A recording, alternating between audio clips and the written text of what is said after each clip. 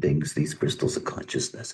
And this is where the story begins. That is, everything is about this in a sense. And these crystals of consciousness are extraordinary. After all, they are the filtering mechanism. Each and every one of us, all living things, are endowed with crystals of consciousness. These aspects, whether they're design or personality, these aspects are rooted in a primordial, if you will, source. It says here, and I'm reading this from my computer, in the beginning, before the start, there was the two. They have names. Everything has a name. One is called the ban, and one is called the two. Names are funny things. In my mystical experience, some things I heard and some things I saw in terms of names. For example, G center was something that was visual. It was not acoustic. Rave, for example, was visual, not acoustic. Band 2 was acoustic, not visual. In other words, this is what I heard. This is my spelling, by the way. It is just what to say. I didn't, this is the best I could do in terms of trying to translate what I assume I heard, which is band 2.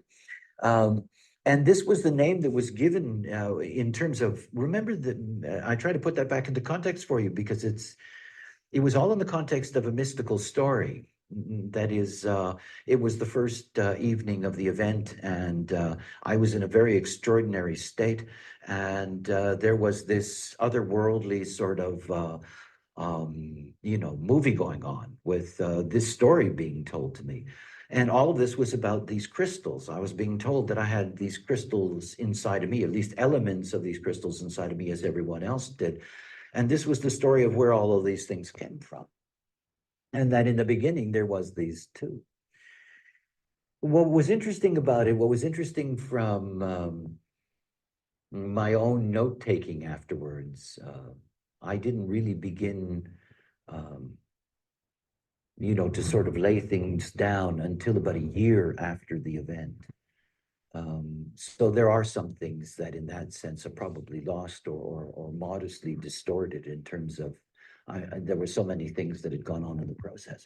But this I remember quite clearly. I don't know if it's the way it was expressed to me, but it certainly is the essence of it. That is the reference to these primordial crystals, the yin crystal and the yang crystal. I mean, basically, this, I can remember in the early years of design, the introductory lecture. I had thousands of these introductory lectures, and I would always describe this beginning. I've got the yin crystal and the yang crystal, and they bang into each other, and whoosh, you've got this incredible shattering that takes place, and that each and every one of us are endowed with, these shattered aspects of the original source.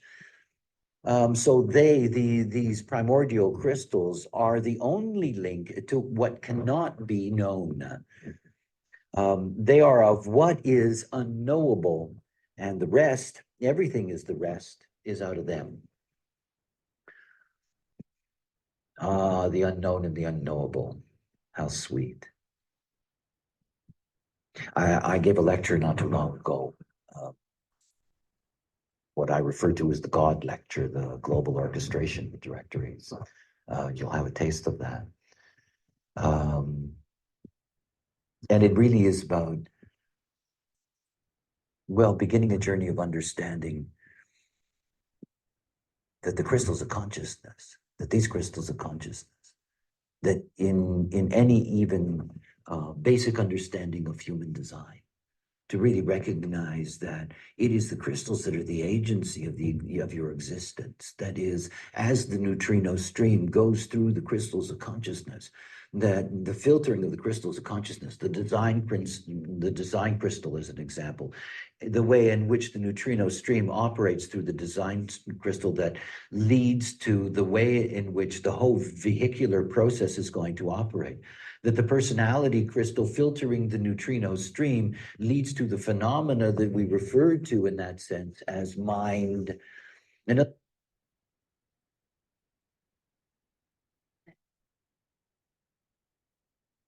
is through these crystals that the life itself, the form, the consciousness emerge. So these crystals, in that sense, are rather extraordinary, if we can put it that way. Most extraordinary of all is the personality crystal. I mean, the only association that you can make with personality crystal that allows you to sort of grasp what it is the concept of soul. And the concept of soul as it was understood by seven-centered beings, in the sense that the soul carried the essence or the spirit of the being. One of the things about the nature of the personality crystal is that each and every one of us in the personality crystals that we're endowed with, they're eternal. I mean, they're eternal. They go from vehicle to vehicle. I mean, they are the one thing that is consistent in you. Your design crystal is new. Every life brings a new model, a new vehicle, but we have the consistency of a personality crystal. It is that personality crystal that has been in existence for 15 billion years. You know, it's like that joke of all these new agey types who, you know, like to compliment you by telling you you're an old soul, or diss you by saying you're not. You know, we all started at the same time. And in terms of personality crystals, well, we've all been around, literally, we've all been around forever, literally forever. It's something to grasp. And what are these crystals? I mean, that's the thing. That's the thing that so deeply fascinates me. Because you see, they are the link to what is unknown, unknown within the context of what we are. As a matter of fact, we're very, very, very close to knowing it.